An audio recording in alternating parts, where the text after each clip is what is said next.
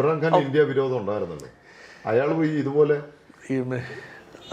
ഇമ്രാൻഖാൻ്റെ India വിരോധവും Nawaz ഷെരീഫിൻ്റെ India വിരോധവും ഒന്നും വലിയ വിഷയമല്ല. കാരണം പാകിസ്ഥാനിൽ വോട്ടുകൾ നേടണമെങ്കിൽ ഇന്ത്യ വിരോധം പറഞ്ഞാലേ വോട്ടുകൾ നേടാനാവൂ. അതൊരു വയറ്റിപ്പഴപ്പിൻ്റെ പ്രശ്നമാണ്, നിലനിൽപ്പിൻ്റെ വിഷയമാണ്. അതേസമയം ആർമിയുടെ കാര്യം അങ്ങനെയല്ല. ആർമിക്ക് ഇന്ത്യ വിരോധം എന്നതല്ല വിഷയം. ആർമിക്ക് എല്ലാ റിസോഴ്സസും കൈവശപ്പെടുത്തണം.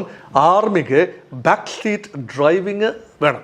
ആർമിയുടെ നേതാക്കളുടെ പലരുടെയും ജനറൽസിൻ്റെയും ഒക്കെ കമാൻഡിങ് ഓഫീസേഴ്സിൻ്റെ എല്ലാം ആസ്തികൾ പുറത്താണ്. ഇത് തന്നെയാണ് കഴിഞ്ഞ ദിവസം പാകിസ്ഥാനിലെ ഒരു MP ഗദ്ഗതകണ്ഠനായി പറഞ്ഞത്, ഞങ്ങൾ ഇവിടെ പോകും, നിങ്ങൾ രാഷ്ട്രീയക്കാർക്ക് ആസ്തികൾ വിദേശ രാജ്യങ്ങളിലുണ്ട്, നിങ്ങൾക്ക് അവിടെ പോയി രക്ഷപ്പെടാം. ഞങ്ങളുടെ എല്ലാ നിക്ഷേപവും ഇവിടെ ഈ കൊച്ചു മണ്ണിലാണ്, പാകിസ്ഥാനിലാണ്, ഞങ്ങൾ ഇവിടെ പോകും. അപ്പോൾ ആ രീതിയിൽ പാകിസ്ഥാനിൽ ഒരു വീണ്ടും വിചാരമുണ്ടായി ചില പാർലമെന്റേറിയൻസിൻ്റെ ഇടയിൽ, ജനങ്ങളുടെ ഇടയിൽ. രാഷ്ട്രീയ പ്രക്രിയ ഇതൊരു ഹോച്ച് പോച്ച് അറേഞ്ച്മെന്റ് അല്ലേ, കൂട്ടിക്കെട്ടിയ ഒരു മുന്നണി ഗവൺമെന്റ് അല്ലേ അത്. പാകിസ്ഥാൻ പീപ്പിൾസ് പാർട്ടിയും പാകിസ്ഥാൻ മുസ്ലിം ലീഗും തമ്മിൽ എങ്ങനെ യോജിക്കും? അത് BJPയും കോൺഗ്രസ് തമ്മിൽ യോജിക്കുന്നു എന്ന് പറയുന്ന പോലെ ഉള്ളൂ.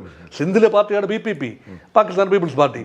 പഞ്ചാബ് പാർട്ടിയാണ് പാകിസ്ഥാൻ മുസ്ലിം ലീഗ്, നവാസ് ഷെരീഫിൻ്റെയും ഷഹബാസ് ഷെരീഫിൻ്റെയും മറിയം ഷഹബാസിൻ്റെയും എല്ലാം പാർട്ടി. തമ്മിൽ ചേരില്ല, ഇത് തമ്മിൽ ചേരില്ല. അധികാരത്തിന് വേണ്ടി സൈന്യം ഇടപെട്ട് ബ്രോക്കേർഡ് പീസാണ്. അങ്ങനെ തട്ടിക്കൂട്ടിയെടുത്തൊരു സർക്കാരാണ് നിയന്ത്രിക്കുന്നത്. പിന്നിൽ നിന്ന് സൈന്യം തന്നെയാണ്.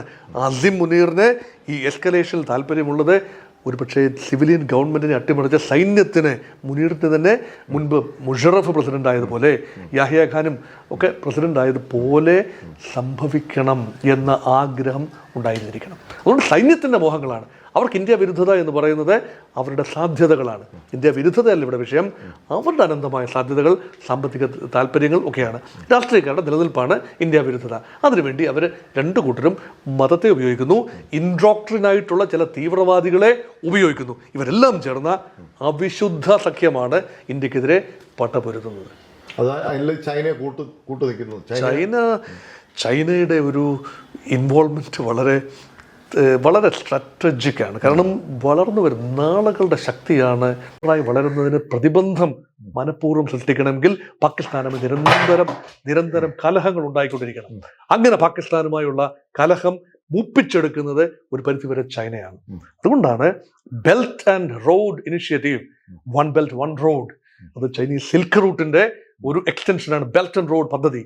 ആ പദ്ധതിയിൽ പാകിസ്ഥാന്റെ സജീവമായ സാന്നിധ്യമുണ്ട്. അങ്ങനെയാണ് പാക് ചൈന ഇക്കണോമിക് കൊറിഡോർ, അത് ഇന്ത്യയുടെ പ്രദേശം ആണ് എന്ന് കരുതപ്പെടുന്ന കാശ്മീരിന്റെ, അതായത് പാക് അധിനിവേശ കാശ്മീരിന്റെ ഭാഗമായ വടക്കൻ കാശ്മീർ മേഖല, അവിടെയാണ് കാരക്കോറം ഹൈവേ, അതിലൂടെ കടന്നു വന്ന് ഖൈബർ പക്തൂൺഖ മേഖലയിലൂടെ കടന്ന് ബലൂചിസ്ഥാനിലൂടെ കടന്ന് കൊറ്റയും കടന്ന് പെഷവാറും കൊറ്റയും കടന്ന് ഇങ്ങ് ഗ്വാദാർ തുറമുഖത്ത് എത്തുകയാണ്, അല്ലെങ്കിൽ കറാച്ചി തുറമുഖത്ത് എത്തുകയാണ്.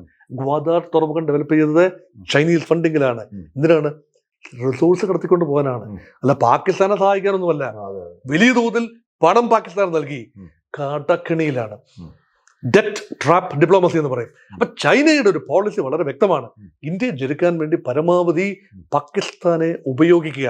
അത് ബെൽറ്റ് ആൻഡ് റോഡ് ഇനിഷ്യേറ്റീവിന്റെ ഭാഗമായും അതുപോലെ സ്ട്രിംഗ് ഓഫ് പേൾസിന്റെ ഭാഗമായും ഇന്ത്യക്ക് ചുറ്റുമുള്ള തുറമുഖങ്ങൾ, ഹമ്പൻതോട്ട തുറമുഖം ശ്രീലങ്കയിലാണ്, ചിറ്റഗോങ് തുറമുഖം ബംഗ്ലാദേശിലാണ്, പാകിസ്ഥാനിലെ ഗ്വാദർ തുറമുഖം, മാലദ്വീപിലെ തുറമുഖങ്ങൾ വലിയ തോതിൽ ഫണ്ടിങ് ആണ്. ഇപ്പൊ ചൈനീസ് കപ്പലുകൾക്ക് അവിടെ എടുക്കാം, വേണ്ടി വന്നാൽ ചൈനീസ് ആണവ അന്തർവാഹിനികൾക്ക് അവിടെ കടന്നു വരാം. ആ രീതിയിൽ കാര്യങ്ങൾ ക്രമീകരിച്ച് ഒരു മാല പോലെ, പേൾസ്, സ്ട്രിംഗ് ഓഫ് പേൾസ് എന്ന രൂപത്തിൽ ഇന്ത്യയെ ബെൽറ്റ് ആൻഡ് റോഡിലൂടെ വടക്ക് കരയിലൂടെയും സ്ട്രിംഗ് ഓഫ് പേൾസിലൂടെ സമുദ്രത്തിലൂടെയും ഇന്ത്യയെ ഞെരുക്കാനുള്ള ചൈനയുടെ വിശാലമായ പദ്ധതി. അത് എത്ര കണ്ട് വിജയിക്കുന്നത്? അത് വിജയിക്കണമെങ്കിൽ lot of other factors need to be concerned. ഇന്ത്യക്കും ഇന്ത്യയുടേതായ ഓപ്ഷൻസ് ഉണ്ട്, സ്ട്രാറ്റജീസ് ഉണ്ട്. ദക്ഷിണ ചൈന കടലിടുക്കിൽ വലിയ ഭീഷണി നേരിടുന്നു. ദക്ഷിണ ചൈന സീയിലുള്ള മിക്ക രാജ്യങ്ങളുമായും, ഫിലിപ്പീൻസ് ആകട്ടെ, ഇന്തോനേഷ്യ ആകട്ടെ, കുറച്ചുകൂടെ വടക്കുള്ള വിയറ്റ്നാം, കംബോഡിയ, ലാവോസ് ആയിക്കൊള്ളട്ടെ, തൈവാൻ ആകട്ടെ, എല്ലാ രാജ്യങ്ങളും, മലേഷ്യ, സിംഗപ്പൂർ, ഇതെല്ലാ രാജ്യങ്ങളുമായും തർക്കങ്ങളുണ്ട്.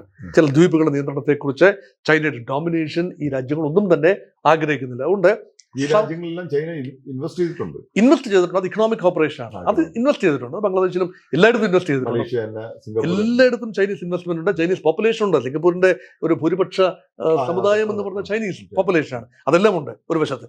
മറുവശത്ത് ചൈനയുടെ ഒരു വലിയേട്ടൻ മനോഭാവത്തെ അവര് കാര്യമായി എതിർക്കുന്നു. അത് മാത്രമല്ല തൈവാൻ വിഷയം നീറി നിൽക്കുകയുമാണ്. അപ്പൊ തൈവാൻ ചൈനയുടേതാണ് എന്ന് ചൈന പറയുമ്പോഴും അത് പൂർണ്ണമായി അംഗീകരിക്കാൻ മറ്റു രാജ്യങ്ങൾ തയ്യാറാവില്ല. വൺ ചൈന പോളിസി അമേരിക്ക തത്വത്തിൽ അഡോപ്റ്റ് ചെയ്യുമ്പോഴും ഏതാണ്ട് ഇൻഡിപെൻഡന്റ് രാജ്യം എന്ന നിലയിൽ തൈവാനെ നിലനിർത്തുകയാണ്. പക്ഷെ ചൈന അവിടേക്ക് ശ്രദ്ധ കേന്ദ്രീകരിക്കുകയാണ്. അതുകൊണ്ട് കൂടുതൽ ശ്രദ്ധ ഇൻഡോ പാക് തർക്കത്തിലേക്ക് കൂടുതൽ ശ്രദ്ധ വന്നാൽ ഭീകരവാദത്തിന് സഹായം ചെയ്യുന്നു എന്ന പേരുദോഷം കൂടി ചൈനയ്ക്ക് പേറേണ്ടി വരും. കാരണം ചൈനയുടെ സിങ്ജിയാങ് പ്രൊവിൻസിൽ, വടക്ക് പടിഞ്ഞാറൻ പ്രവിശ്യയാണ്, വലിയ തോതിൽ ഭീകരതയുണ്ട്. അത് പാകിസ്ഥാൻ ഉൾപ്പെടെയുള്ള പ്രദേശങ്ങളിൽ നിന്നും കടന്നു വരുന്ന ഇസ്ലാമിക് ഫണ്ടമെന്റലിസ്റ്റ് ത്രെട്ടാണ്.